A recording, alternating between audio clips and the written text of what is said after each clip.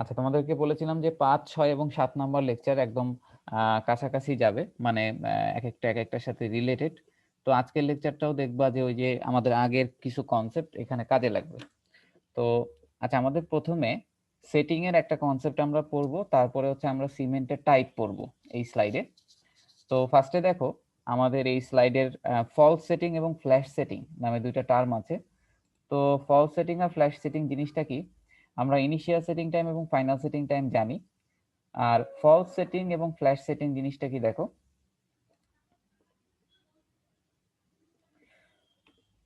false setting is the abnormal premature stiffening of cement within a few minutes of mixing with water.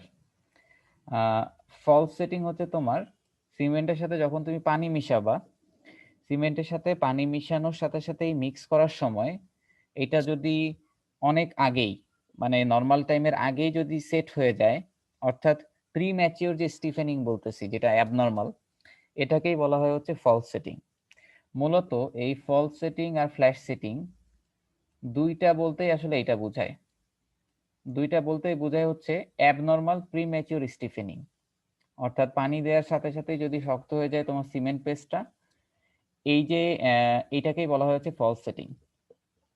তো false setting এবং flash setting দুইটাই হচ্ছে তোমার quick set, অথবা এটাকে বলা হয় অ্যাবনর্মাল প্রিম্যাচিওর স্টিফেনিং। দুইটা অ্যাবনর্মাল প্রিম্যাচিওর স্টিফেনিং হলেও এদের দুইটার মধ্যে কিছুটা পার্থক্য আছে, সেটা আমরা এখনই দেখতে পারবো। তো এদের মধ্যে পার্থক্যটা 2 নাম্বার পয়েন্টে বলা আছে।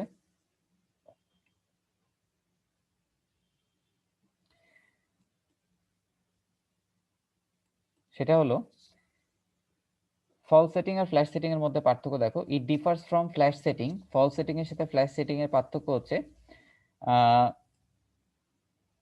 এইটাই। এখানে দুইটা পার্থক্য আছে, একটা হলো এইটা আর একটা হলো এটা। তো একবার রিডিং করে দেখো, it differs from flash setting in that no appreciable heat is evolved and the remixing of the cement paste without addition of further amount of water restores plasticity of the paste until it sets in the normal manner and without a loss of strength. আচ্ছা, আমি একটু এটা explain করি। তোমাদের false setting আর flash setting এর মধ্যে মূল পার্থক্য হচ্ছে ফলস সেটিং এ কোনো কোনো সিগনিফিকেন্ট অ্যামাউন্টে হিট জেনারেশন হয় না। আমরা জানি যে সিমেন্টের সাথে পানির রিঅ্যাকশনে হাইড্রেশন হয় এবং সেখানে কিন্তু হিট জেনারেশন হয়। তো আমাদের ফলস সেটিং যদি হয় আমাদের সিমেন্ট পেস্টে, অবশ্যই পানির সাথে রিঅ্যাকশনটা খুব ফাস্ট হবে, এবং যার যার জন্যই কিন্তু ফলস সেটিং অর্থাৎ আর্লি একটা সেটিং হচ্ছে। তবে এরপরও ফলস সেটিং এ তেমন কোনো হিট জেনারেশন হয় না, অর্থাৎ হিট জেনারেশন লেভেলটা নর্মাল থাকে। হিট জেনারেশন অবশ্যই হবে, তবে সেটা সিগনিফিকেন্ট অ্যামাউন্টে হবে না। কিন্তু ফ্ল্যাশ সেটিং এ, ফ্ল্যাশ সেটিংও কিন্তু একই জিনিস, যে এটাতেও তোমার অ্যাবনর্মাল প্রিম্যাচিওর স্টিফেনিং হবে, তবে ফ্ল্যাশ সেটিং এ তোমার হিট জেনারেশনটা হবে হচ্ছে কনসিডারেবল অ্যামাউন্টে। আমার মনে হয় কারো মাইক অন আছে, একটু মাইকটা অফ করো, মিউট করো নিজেকে। হ্যাঁ, তো যেটা বলতেছিলাম যে ফল সেটিং এবং ফ্ল্যাশ সেটিং দুইটাই হচ্ছে তোমার অ্যাবনর্মাল প্রিম্যাচিওর স্টিফেনিং, তবে ফল সেটিং এ তোমার তেমন কোনো হিট জেনারেশন হবে না, যেটা কিনা ফ্ল্যাশ সেটিং এ হয়। আরেকটা পার্থক্য হচ্ছে পরবর্তীতে বলা আছে, দেখো যে তোমার ফলস সেটিং এ তুমি the remixing of the cement paste without addition of further amount of water registers plasticity, অর্থাৎ তোমার সিমেন্ট পেস্টের সাথে যখন পানি মিশাচ্ছ, সাথে সাথে তোমার সিমেন্ট পেস্টটা যদি শক্ত হয়ে যায়, সেটাই তো ফলস সেটিং। কিন্তু তুমি যদি সাথে সাথে তোমার সিমেন্ট পেস্টটাকে যখনই দেখতেছো শক্ত হয়ে যাচ্ছে, তখনই যদি সেটাকে রিমিক্স করো, পুনরায় মিশানোর চেষ্টা করো, তাহলে তোমার সিমেন্ট পেস্টের প্লাস্টিসিটি তুমি ফিরে পেতে পারো। প্লাস্টিসিটি তুমি ফিরে পেতে পারো ফলস সেটিং এ, তবে তুমি ফ্ল্যাশ সেটিং এ প্লাস্টিসিটি ফিরে পাবা না। তাহলে আমি একটু সংক্ষেপে আরেকবার তোমাদের একটু বলি যে ফলস সেটিং এবং ফ্ল্যাশ সেটিং দুইটা বলতেই বোঝায় হচ্ছে অ্যাবনর্মাল প্রিম্যাচিওর স্টিফেনিং অথবা কুইক সেটিং। ফলস সেটিং আর ফ্ল্যাশ সেটিং এর মধ্যে মূল পার্থক্য হচ্ছে ফলস সেটিং এ তেমন কোনো হিট জেনারেশন হয় না। একই সাথে আরেকটা পার্থক্য হচ্ছে যেটা কিনা ফ্ল্যাশ সেটিং এ তোমার হিট জেনারেশন হয়। আর ফল সেটিং এ আরেকটা ব্যাপার হচ্ছে, ফল সেটিং এ তুমি সিমেন্ট পেস্টটার প্লাস্টিসিটি ব্যাক পেতে পারো রিমিক্সিং করার মাধ্যমে, যেটা তুমি ফ্ল্যাশ সেটিং এ পাবা না। এটাই মূলত পার্থক্য দুইটা টার্মের মধ্যে। এখন আমাকে বলো যে ফল সেটিং এবং ফ্ল্যাশ সেটিং আমাদের জন্য কি ভালো নাকি খারাপ? স্যার দুইটাই খারাপ স্যার। দুইটাই খারাপ ডেফিনেটলি, এবং আমাদের হবে না আমাদের সিমেন্টে কখনোই, কারণগুলো আমি বলতেছি। এখন তোমরা বলো যে ফল সেটিং ঘটার কারণটা কি, কি কারণে ফল সেটিং হইতে পারে? মানে প্রপার জিপসাম জিপসাম অ্যাড না করলে মিক্সিং জিপসাম কম অ্যাড করলে বা একেবারে অ্যাড না করলে। স্যার C3S বেশি থাকলে। C3S বেশি থাকলে না, একজন বললা জিপসাম বেশি থাকলে, কাছাকাছি বাট নট পারফেক্ট। আর কি হইতে পারে? আচ্ছা ঠিক আছে, দেখো তোমরা যেটা বলছিলা যে জিপসামের ব্যাপারটা, ওইটাই কিছুটা ট্রু বাট পুরোটা না। দেখো কজেস অফ ফলস সেটিং ঘটার কিছু দুইটা রিজন আছে মেইনলি। এক নাম্বারটা সব থেকে গুরুত্বপূর্ণ, তোমরা জিপসামের ইনঅ্যাডিকুয়েসি সম্পর্কে বলছো, অর্থাৎ জিপসাম যদি না থাকে সেটা বলছো, কিন্তু মূল কারণ হচ্ছে জিপসাম আছে, কিন্তু দেখো এই রিজনটা দেখো, dehydration of gypsum when interground with to hot ক্লিনকার।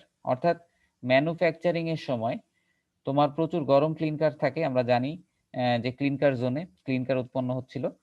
তো সেই সময় আমরা ক্লিনকারের সাথে ফাইনালি কিন্তু আমরা গ্রাইন্ডিং প্রসেসে যে জিপসামটা অ্যাড করি ম্যানুফ্যাকচারিং এর সময়। তো প্রচুর গরম জিপসামের সাথে তোমার এই প্রচুর গরম ক্লিনকারের সাথে যখন জিপসামটা মিশানো হয়, তখন যদি এই গরম ক্লিনকারের সংস্পর্শে এসে এই জিপসাম ডিহাইড্রেশন হয়, অর্থাৎ জিপসামটা যদি প্রপারলি তোমার এই হট ক্লিনকারের সাথে ওয়ার্ক না করে, তখন কিন্তু জিপসামের যে ফাংশনটা, অর্থাৎ জিপসামের ফাংশনটা কি, যে পানি দেওয়ার সময় সালফেট উৎপন্ন করে, সালফেট দিয়ে ওই অ্যালুমিনেটকে রেজিস্ট করে, অ্যালুমিনেটের স্পিড কমায় দেয়।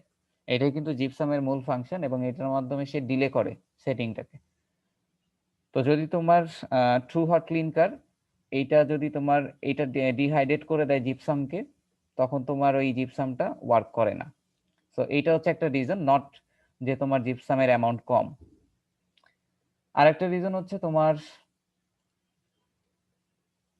তোমাদের সিমেন্টের মধ্যে যদি অ্যালকালাইসের পরিমাণ বেশি থাকে, তাহলে এটা হতে পারে ফলস সেটিং এর ব্যাপারটা।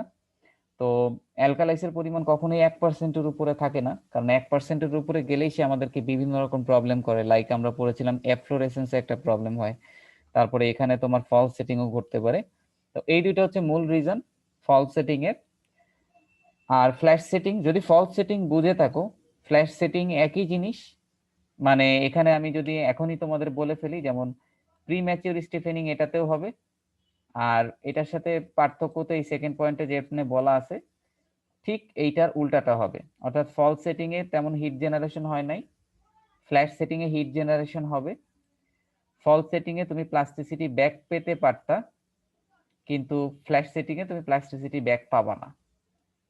তো দেখো ফ্ল্যাশ সেটিং এটা হচ্ছে quick setting, it is accompanied by the liberation of considerable heat. এটাতে তোমার হিট জেনারেশনটা কনসিডারেবল অ্যামাউন্টে হবে এটার তুলনায়।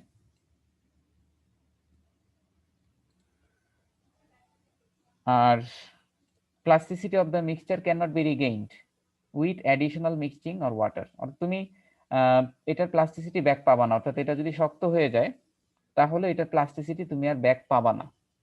এটাতে যেমন একটা চান্স থাকবে যে তুমি যদি আরেকবার রিমিক্স করো, তুমি আগের প্লাস্টিসিটিটা ফিরে পেতে পারো।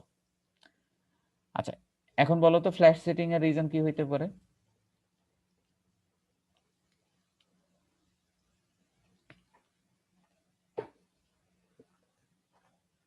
Sir Flash জিপসামের setting। পরিমাণ স্যার কম হলে? হ্যাঁ, এই জায়গায় হচ্ছে জিপসামের পরিমাণ কম হলে। দেখো, if inadequate amounts or less amount of gypsum are added to the cement, flash set can occur। অর্থাৎ তোমার ম্যানুফ্যাকচারিং এর সময় যদি জিপসাম আমরা জানি যে 2 থেকে 4% থাকে, তুমি যদি এই রেঞ্জের বাইরে চলে যাও, কম দিয়ে দাও এটার থেকে, তাহলে হচ্ছে ফ্ল্যাশ সেটিং ঘটবে। তো এই দুইটাই হচ্ছে পার্থক্য মূলত, দুইটা সেটিং রিলেটেড টার্ম। আমাদের সিমেন্টে কখনোই এটা হবে না, কারণ আমরা স্যার মানে তাহলে হ্যাঁ, পানি দেওয়ার পরে প্লাস্টিসিটিটা ব্যাক করবে কিভাবে জিপসাম যদি কম থাকে? এইটাতে তো ব্যাক করবে না, ও সরি স্যার। এইটাতে এই জন্য ব্যাক করবে না, বুঝছো, যেহেতু জিপসাম থাকে কম। আর এইটাতে জিপসাম থাকে বাট জিপসামটা ওয়ার্ক করে না, তো এই জন্য তোমার প্লাস্টিসিটি ব্যাক করার একটা চান্স থাকে আর কি। স্যার আরেকবার একটু ফলস সেটিং এর রিজনটা বলবেন, যে জিপসামের ব্যাপারটা আরেকবার একটু। ফলস সেটিং হচ্ছে তোমার সিমেন্ট ম্যানুফ্যাকচারিং এর সময়, দেখো দুইটা পয়েন্ট এখানে। সিমেন্ট ম্যানুফ্যাকচারিং এর সময় যে ক্লিনকার থাকে, এই ক্লিনকারটা অনেক গরম থাকে, তো এই ক্লিনকারের সাথে তো আমরা তোমার জিপসামকে অ্যাড করে গ্রাইন্ড করি, তারপরে ফাইনালি কুলিং স্টেজে চলে যায়। তো এই জিপসামটাকে যখন আমরা দিচ্ছি, তো এই ট্রু হট ক্লিনকারের সাথে এই জিপসামটা প্রপারলি ওয়ার্ক নাও করতে পারে। প্রপারলি যদি ওয়ার্ক না করে তখন এই ফলস সেটিং ঘটতে পারে, এটা একটা রিজন। আর একটা রিজন হচ্ছে অ্যালকালাইজের পরিমাণ বেশি থাকলে। এই দুইটাই হচ্ছে মূল রিজন আর কি। অর্থাৎ তোমার জিপসাম যদি থাকে কিন্তু জিপসাম ওয়ার্ক করতেছে না, তাহলে হচ্ছে তোমার ফলস সেটিং। আর জিপসাম তোমার নাই, অভাব আছে জিপসামের, 2 থেকে 4% নিচে আছে, দেন হচ্ছে তোমার ফ্ল্যাশ সেটিং। এই দুটো টার্ম তোমাদের কাছাকাছি টার্ম, দুইটা রিলেটেড টার্ম, মাঝে মাঝেই তোমরা সামনের লেখাগুলোতে পাবা ফলস সেটিং ফ্ল্যাশ সেটিং, তখন আর কি যেন দেখে বুঝতে পারো, এই জন্য এটা দেখানো। তো আমাদের সেটিং এর কনসেপ্ট মোটামুটি শেষ। আমরা এখন ক্লাসিফিকেশন পড়ব। দেখো ইউএসএ ক্লাসিফিকেশন অফ সিমেন্ট, অর্থাৎ সিমেন্টের আমরা টাইপগুলো সম্পর্কে এখন পড়ব, যে আমরা কখন কোন টাইপের সিমেন্ট ইউজ করব।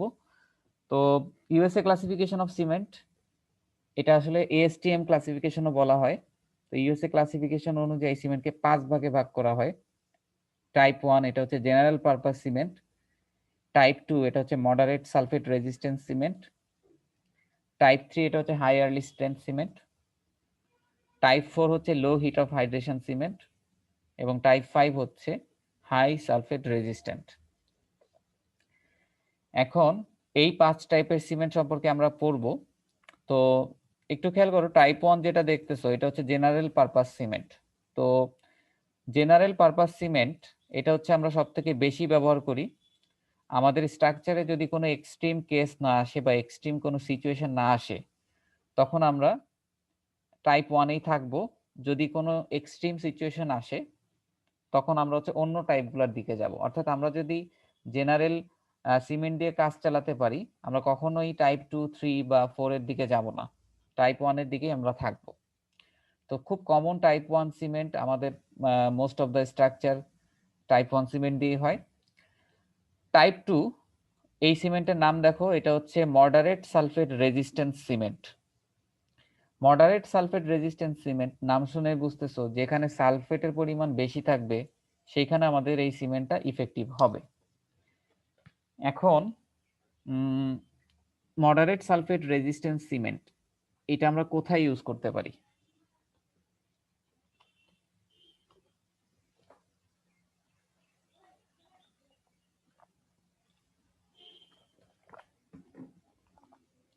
মডারেট সালফেট রেজিস্ট্যান্স সিমেন্ট তোমরা একটু দেখো, খেয়াল করলে দেখবা 2 নাম্বারটা 5 নাম্বারটা, এটা কিন্তু এটা হচ্ছে মডারেট সালফেট রেজিস্ট্যান্স, এটা হচ্ছে হাই সালফেট রেজিস্ট্যান্স। আচ্ছা, তোমরা আমাকে বলো কোথায় সালফেটের পরিমাণ বেশি থাকতে পারে? সালফেটকে রেজিস্ট করে এই দুইটা সিমেন্ট। স্যার লবণাক্ত জায়গায় বা নোনা পড়ে স্যার। আচ্ছা, যেখানে হচ্ছে তোমার লবণাক্ত জায়গা বলতেছো, হ্যাঁ তোমার তো ঠিক আছে, যে যে সকল স্ট্রাকচার হচ্ছে তোমার সি ওয়াটারের কাছাকাছি বা কোস্টাল এরিয়াতে থাকতেছে, ওদের সল্টে প্রচুর পরিমাণে সালফেট থাকে। তো ওই সালফেটটা তোমার, আমরা যদি ওই সকল জায়গায় জেনারেল পারপাস সিমেন্ট ইউজ করি তাহলে ওই সালফেটটা তোমার স্ট্রাকচারকে ক্ষয় করতে পারে। তো সেই সকল জায়গাতে তুমি মডারেট সালফেট রেজিস্ট্যান্স অর্থাৎ টাইপ 2 অথবা টাইপ 5, যদি সালফেটের পরিমাণ মডারেট অ্যামাউন্টে থাকে দেন টাইপ 2 ব্যবহার করব, আর যদি বেশি থাকে তাহলে টাইপ 5 ইউজ করব। অর্থাৎ আমাদের সয়েলে কিন্তু সালফেট থাকে, তারপরে তোমার সি ওয়াটারে কিন্তু সালফেট থাকে। তো যে সকল জায়গার সয়েলে, অর্থাৎ তুমি যেখানে বিল্ডিং করবা সেই মাটির সয়েলে যদি সালফেটের পরিমাণ বেশি থাকে, অর্থাৎ একটা লিমিট আছে, লিমিটকে ক্রস করে চলে যায়, তাহলে অবশ্যই তোমাকে টাইপ 2 এবং টাইপ 5 ব্যবহার করতে হবে। এখন যদি সালফেট তোমার সয়েলে থাকে, কিন্তু সেটা যদি রেঞ্জের মধ্যে থাকে অর্থাৎ লিমিটের মধ্যে থাকে, তাহলে কিন্তু আমরা টাইপ 2 আর 5 এ যাব না, আমরা টাইপ 1ই ব্যবহার করব। তো এটা হচ্ছে আমাদের সয়েল টেস্ট রিপোর্ট দেখে ডিসাইড করতে হয়, এবং ওই জায়গার তোমার সালফেটের পরিমাণ কিরকম আছে সেটার উপর ডিসাইড করে আমাদেরকে সিমেন্ট টাইপটা চুজ করতে হয়। তো এই দুটো হচ্ছে আমাদের সালফেট রেজিস্টিং সিমেন্ট, তো মূলত ওই সকল জায়গাতে ইউজ করা হয়। 3 নম্বর টাইপটা যদি দেখো, এটা হচ্ছে হাই আর্লি স্ট্রেংথ সিমেন্ট। এইটা কোথায় ব্যবহার করা যেতে পারে? নাম দেখেই বুঝতেছো যে হাই আর্লি স্ট্রেংথ, এটা আমরা কোথায় ব্যবহার করতে পারি? এটা তোমরা গেস করে বলো দেখি। স্যার ওই যে নদীর ভিতরে স্যার পাইলিং করার সময় যেরকম স্যার যদি কংক্রিট ঢেলে দিতে হয় সেই ক্ষেত্রে স্যার এটা দেওয়া যেতে পারে স্যার। আচ্ছা, আন্ডার যে জায়গায় ভূমিকম্পের মাত্রা বেশি, ভূমিকম্পের সাথে তো কনক্রিট কাস্টিং এর সম্পর্ক নাই। মানে তুমি তো কাস্টিং ধরো কাস্টিং করলা, শক্ত হইলেও পরে সমস্যা তো হওয়ার কথা না। মানে ভূমিকম্প তো আর মানে তখনই হবে না, তাই না? হ্যাঁ, একজন যেটা বললা যে আন্ডার ওয়াটার কনক্রিটিং, জি স্যার। আন্ডার ওয়াটার কনক্রিটিং এ আমাদের র‍্যাপিড কনস্ট্রাকশনে হাই আর্লি স্ট্রেংথটা লাগে, এটা ঠিক আছে। আর কি কারণে আমরা এটা ইউজ করতে পারি? স্যার যেসব জায়গায় স্যার টেম্পারেচার বেশি থাকে ওইসব এরিয়াতে স্যার, যেমন স্যার টেম্পারেচার বেশি, মিডল ইস্টের এরিয়াতে স্যার। টেম্পারেচার বেশি থাকলে আর্লি স্ট্রেংথ দিয়ে কি করবা? স্যার আমি একটা ইয়াতে দেখছিলাম স্যার, এখানে মানে হিট বেশি থাকার কারণে স্যার এটা মানে তাড়াতাড়ি ফেটে যায় আর কি, এই জন্য আর কি আর্লি স্ট্রেংথ ইউজ করে এখানে। হিট বেশি থাকার কারণে ফেটে যায়, তুমি উল্টাটা বলছো। দ্রুত কনস্ট্রাকশনের কাজে স্যার এটাও তো ইউজ করা যায়। হ্যাঁ, র‍্যাপিড কনস্ট্রাকশনের কাজে এটা একটা পয়েন্ট। আন্ডার ওয়াটার কনক্রিটিং গেল। আরেকজন টেম্পারেচার নিয়ে তুমি যেটা বললা, তুমি উল্টাটা বলছো। টেম্পারেচার যেখানে তোমার কম, মানে যেখানে নর্মাল টেম্পারেচারে তোমার পানি বরফ হয়ে যায়, যেমন আর্কটিক অঞ্চল, ওইখানে নর্মাল টেম্পারেচারে তোমার পানিটা হচ্ছে বরফ হয়ে যায়।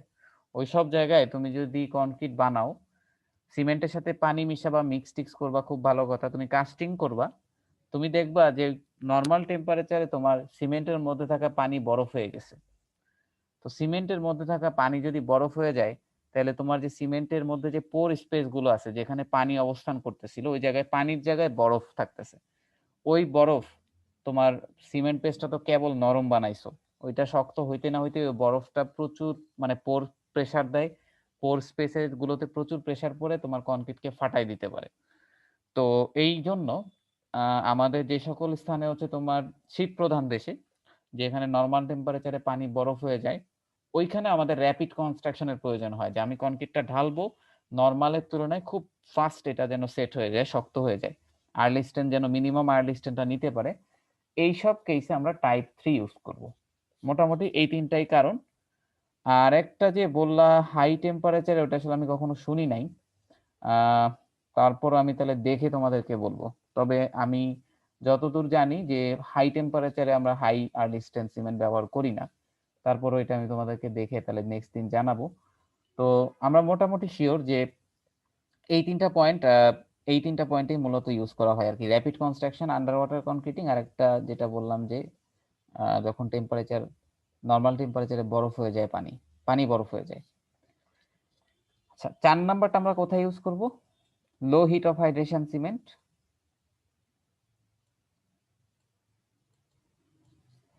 লো হিট অফ হাইড্রেশন সিমেন্ট আমরা কোথায় ইউজ করব?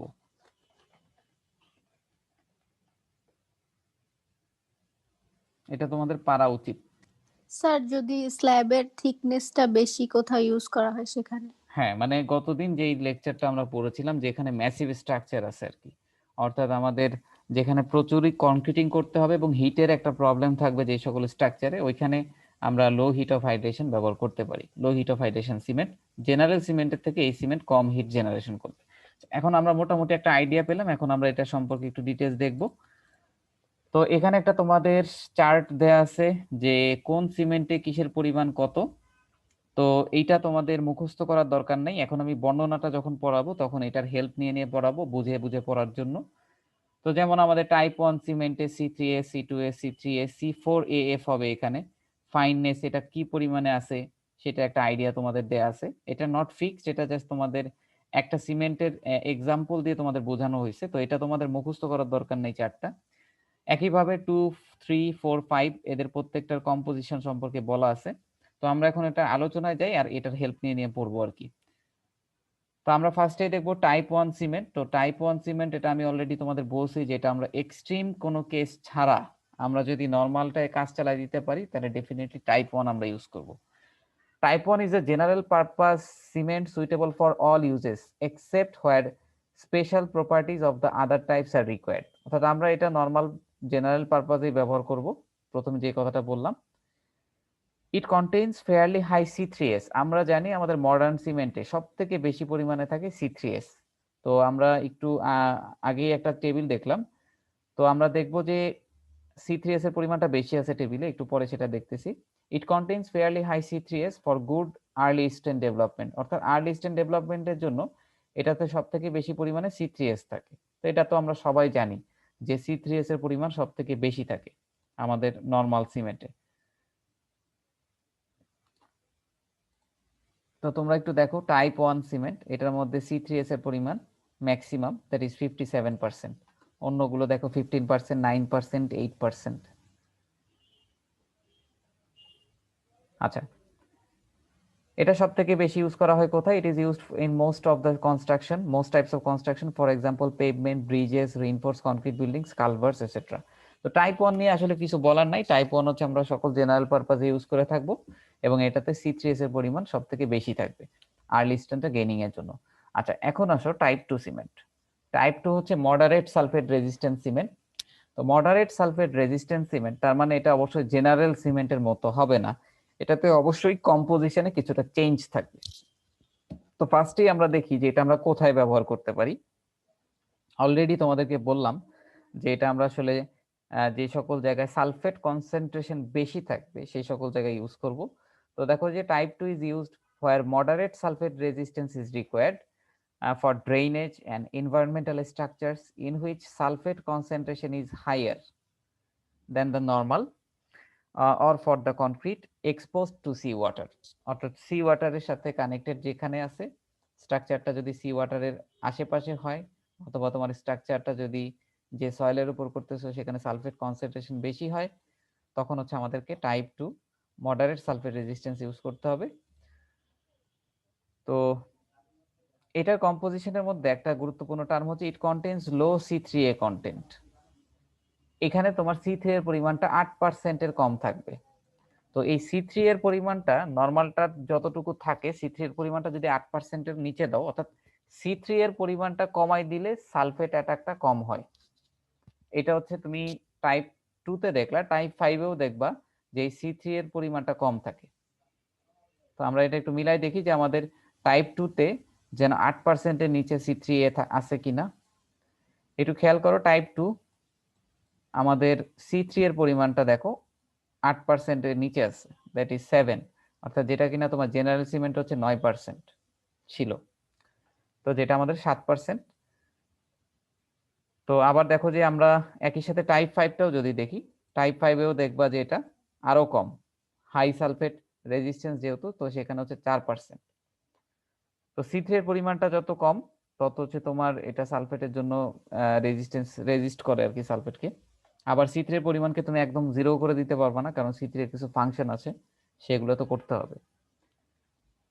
তো type 3 cement high early strength cement.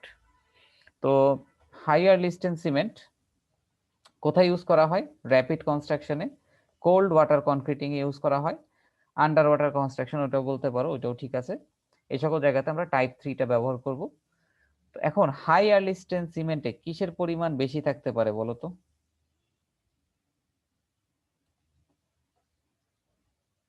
যেমন এখানে C3S বেশি থাকে, C3A C3A আর C3A তো মেইনলি স্যার তোমার C3S।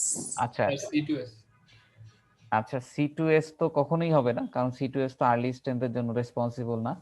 C3A বললা যে C3A টা তো সেটিং এর জন্য মেইনলি রেসপন্সিবল, স্ট্রেন্থ খুব অল্প পরিমাণে নেয়, স্ট্রেংথের কার্ভটা যদি দেখো মনে পড়বে, C3S টা হইতে পারে, তবে C3S মোটামুটি তো তার 7 ডেজ লাগবে।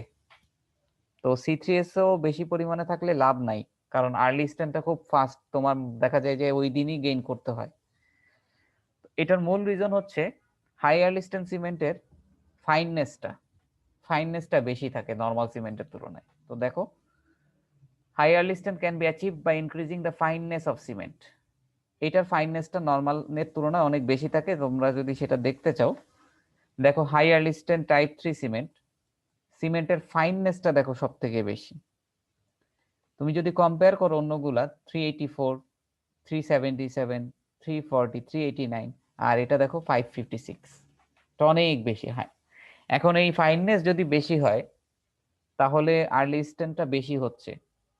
এটা কেন? সিমেন্টের ফাইননেস যদি বেশি হয় তাহলে আর্লি স্ট্রেংথটা বেশি হয়। এটা কেন? সারফেস এরিয়া কি বেশি হবে? সারফেস এরিয়া বেশি হলে কি হবে? স্যার রিঅ্যাকশন বেশি হবে। হ্যাঁ, সারফেস এরিয়া বেশি হলে তোমাদের পানির সাথে যে হাইড্রেশন রিঅ্যাকশনটা সেটা ফাস্ট হবে, এবং সেটা ফাস্ট সম্পন্ন যত করতে পারবো আমরা ততই কিন্তু আমাদের আর্লি স্ট্রেংথ গেইনিং এর জন্য তত বেটার। তো মেইনলি তোমার দেখো C3S এর পরিমাণও কিন্তু নরমালটার মতোই আছে, C2S ও নরমালটার মতোই আছে, বাকি সব নরমালটার মতো, জাস্ট ফাইননেসটা এটা হচ্ছে অনেক বেশি থাকে। তো এই সিমেন্টের ফাইননেস অনেক বেশি থাকে বলে এটা আর্লি স্ট্রেংথ গেইন করতে পারে। তো আমাদের মোটামুটি এটা শেষ। এবার আসলে আমরা টাইপ 4 দেখবো, লো হিট অফ হাইড্রেশন সিমেন্ট। তো আমি অলরেডি তোমাদেরকে এটা অনেক ডিটেইলস বলেছি। তো এটা দেখো ম্যাসিভ স্ট্রাকচারে, যেখানে তোমার হিট অফ হাইড্রেশনটা কনসিডারেবল অ্যামাউন্টে থাকে, থার্মাল ক্র্যাকিং হইতে পারে যে সকল স্ট্রাকচারে, এবং এই সকল স্ট্রাকচারেই হয়।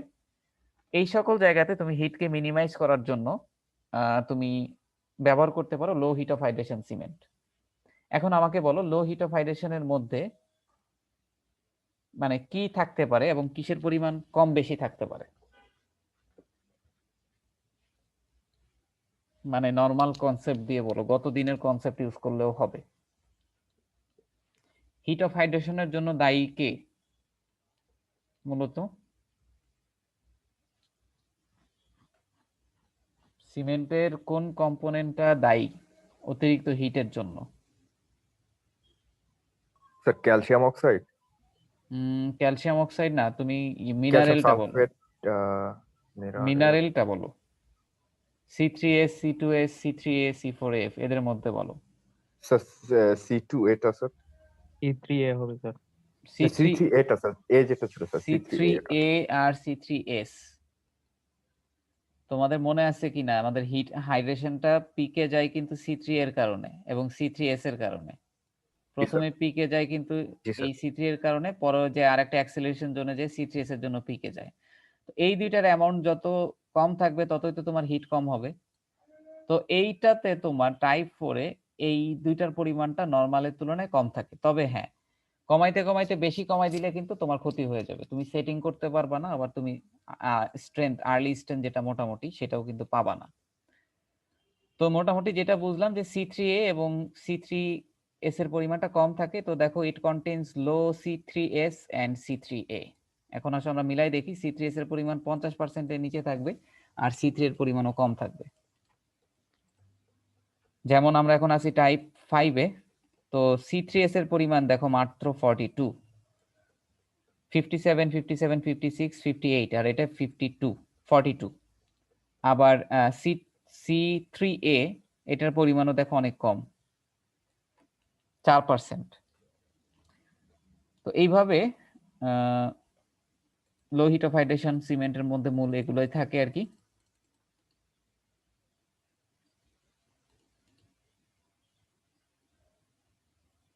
আচ্ছা, তো লো হিট অফ হাইড্রেশন বুঝলাম। হাই সালফেট রেজিস্ট্যান্স, এটা অলরেডি আমরা তোমাদের যেটা বললাম ওগুলোই আর কি, যেখানে তোমার সালফেট অ্যাটাক অতিরিক্ত থাকে, অর্থাৎ তোমার অবশ্যই গ্রাউন্ড ওয়াটার থেকেও কিন্তু এটা আসতে পারে। অর্থাৎ তোমার সয়েলে স্ট্রাকচার করার আগে সয়েলে তোমার দেখতে হবে সালফেটের অ্যামাউন্টটা কি পরিমাণ আছে। যদি মডারেট থাকে দেন তুমি টাইপ 2 ইউজ করবা, যদি মডারেটের থেকে বেশি থাকে দেন টাইপ 5 ইউজ করতে হবে। মূলত এইটাতে C3 এর পরিমাণ 5% এর কম থাকে, যেটা বলছিলাম যে তোমার C3 এর পরিমাণটাই কন্ট্রোল করে হচ্ছে সালফেটটাকে। তো C3 এর পরিমাণটা কম থাকলে বেটার। তো C3 এর পরিমাণটা এর আগেরটাই ছিল 8% এর নিচে 2 নাম্বারটায়, আর দেখো যে হাই সালফেট রেজিস্ট্যান্সে সেটা হচ্ছে 5 এর নিচে। এখন তোমাদেরকে আমি এই গ্রাফটা দেখাই, আজকে লেকচার শেষ করব।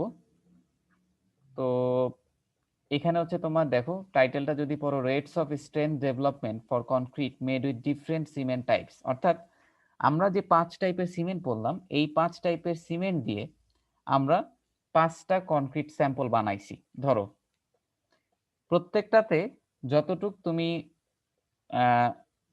স্যান্ড দিছো বা ফাইন অ্যাগ্রিগেট দিছো ততটুক, সরি মানে ধরো সিমেন্ট, ধরো একটা তুমি প্রথমে একটা কনক্রিট বানাচ্ছ, প্রথম কনক্রিটে তুমি ধরো টাইপ 1 সিমেন্ট ইউজ করলা, তুমি যতটুকু প্রথম সিমেন্টে পানি দিছো, যতটুকু তুমি স্যান্ড দিছো, যতটুকু কোর্স অ্যাগ্রিগেট দিছো, এই একই অনুপাতে তুমি টাইপ 2, টাইপ 3, টাইপ 4, টাইপ 5 দিয়ে 5টা কনক্রিট বানাবা।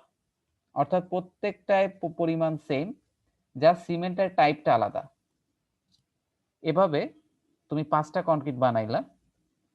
বানানোর পরে তুমি যদি স্ট্রেংথের কম্প্যারিজন দেখতে চাও, তাহলে আমরা এরকম একটা গ্রাফ পাবো। এক্স অ্যাক্সিস বরাবর আমি বসাইছি টাইম, ওয়াই অ্যাক্সিস বরাবর আমরা বসাইছি হচ্ছে স্ট্রেংথ, কম্প্রেসিভ স্ট্রেংথ, আর এদিকে মেগা প্যাসকেল, তোমরা একটা ইউনিট ব্যবহার করলেই হবে। তাহলে একটু আমরা আর্লি স্ট্রেংথ জোনটায় খেয়াল করি। আমাদের এই 5 টাইপের মধ্যে সবথেকে বেশি আর্লি স্ট্রেংথ 3 নম্বরটার। এটা কেন বলো তো? 3 নম্বরটার আর্লি স্ট্রেংথ সবথেকে বেশি। স্বাভাবিকভাবে এটা বেশি হবে, এটা নামই তো হাই আর্লি স্ট্রেংথ সিমেন্ট, তো এটার ক্ষেত্রে ফাইননেস কম থাকে, ফাইননেস বেশি থাকে, এবং এটার জন্য দেখো এটা এই বাকি 4টা টাইপের তুলনায় এর আর্লি স্ট্রেংথ কিন্তু ম্যাক্সিমাম, সবার থেকে বেশি। আমাদের জেনারেল সিমেন্টটা তারপরেই অবস্থান করতেছে, দেখো 1 নম্বরটা এখানে আছে। সব থেকে কম হচ্ছে টাইপ 4। এটা কেন বলতে পারবা? টাইপ 4 এর আর্লি স্ট্রেংথ সব থেকে কম। স্যার তাড়াতাড়ি করলে তো স্যার হিট আরো বেশি হবে স্যার। স্যার এর নাম দিয়ে স্যার লো হিট হাইড্রেশন সিমেন্ট স্যার। আচ্ছা, মানে কোন কম্পোজিশন কম থাকে স্যার? হ্যাঁ বলো। স্যার ফাইননেস কম থাকে স্যার? ফাইননেস তো মোটামুটি তোমার এই 1, 2, C3 এটা কম থাকে 4%। হ্যাঁ, C3S, মূলত C3S টা কম থাকে বলেই এটা হচ্ছে। তোমরা একটু দেখো, একটু আগেই দেখাইছিলাম তোমাদেরকে, দেখো C3S এর পরিমাণ আর C3 এর পরিমাণ সব থেকে কম কিন্তু টাইপ 4 এ। মূলত C3S এর পরিমাণটা কম থাকার জন্যই হচ্ছে। 4 নম্বরটা একদম নিচে আছে।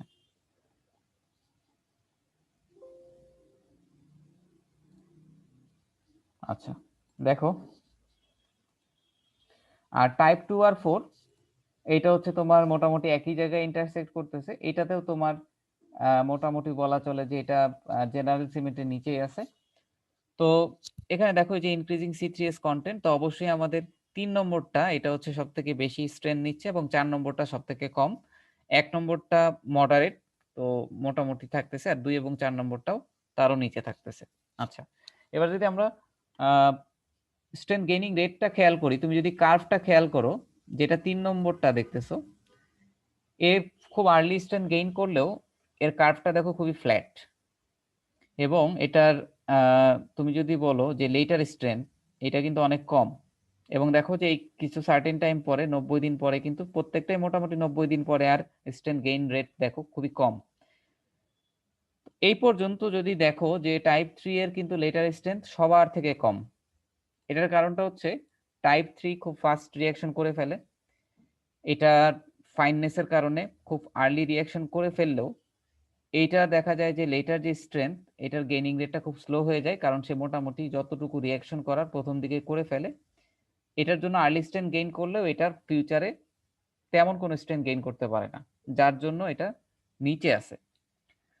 টাইপ 4 এ সেটা দেখো, টাইপ 4 এর কার্ভটা যদি খেয়াল করো, এটার লোয়ার স্ট্রেংথ কম হলেও এটা দেখা যায় যে পরবর্তীতে এইটা তোমার হাই আর্লি স্ট্রেংথের থেকেও বেশি স্ট্রেংথ গেইন করতে পারে। কেন বলতে পারবা টাইপ 4 এ? টাইপ 4 এর কার্ভটা খেয়াল করো, এখানে কিন্তু স্ট্রেন্থ সিগনিফিকেন্ট অ্যামাউন্টে মোটামুটি বাড়ছে, যেটা টাইপ 3 তে অনেক ফ্ল্যাট ছিল। টাইপ 4 এ দেখো খুবই কম প্রথমে, আস্তে আস্তে গেইনিং রেটটা অনেক বাড়ার কারণ হচ্ছে টাইপ 4 এ দেখবা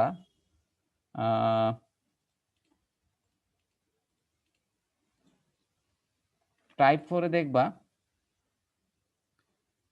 C3S এর পরিমাণটা বেশি থাকে, দেখো 32, যেটা নর্মালটায় দেখো অর্ধেক থাকে, 17, 15, 16, 18, এটা হচ্ছে এখানে 32। তো এটা একটা রিজন।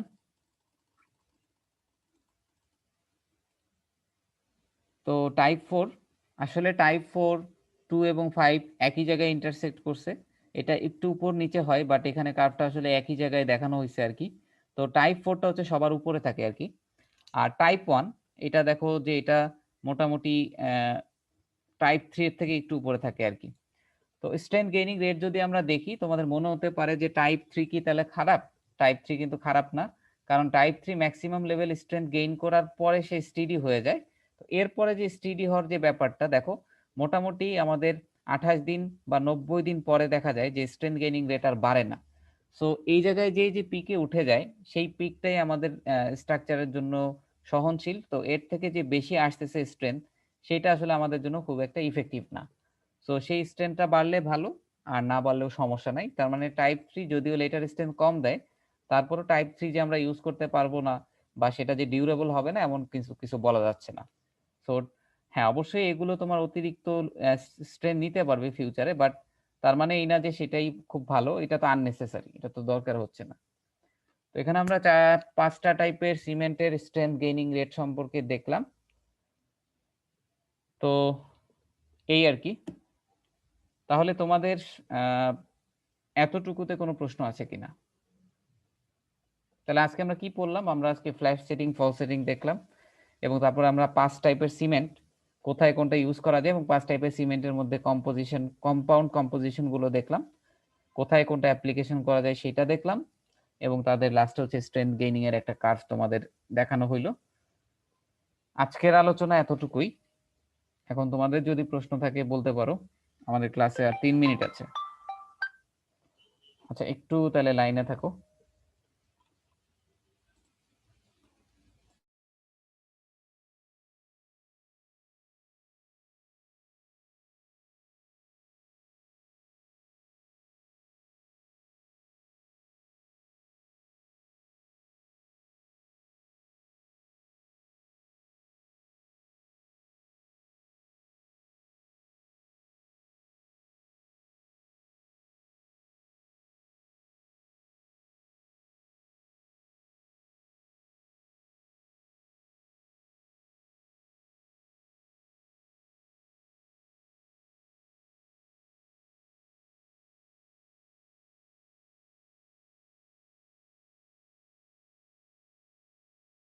আচ্ছা, তোমাদের কোনো প্রশ্ন আছে?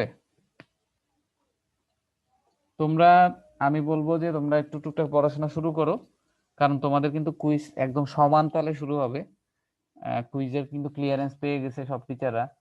তো আমি তোমাদের কাছে বলবো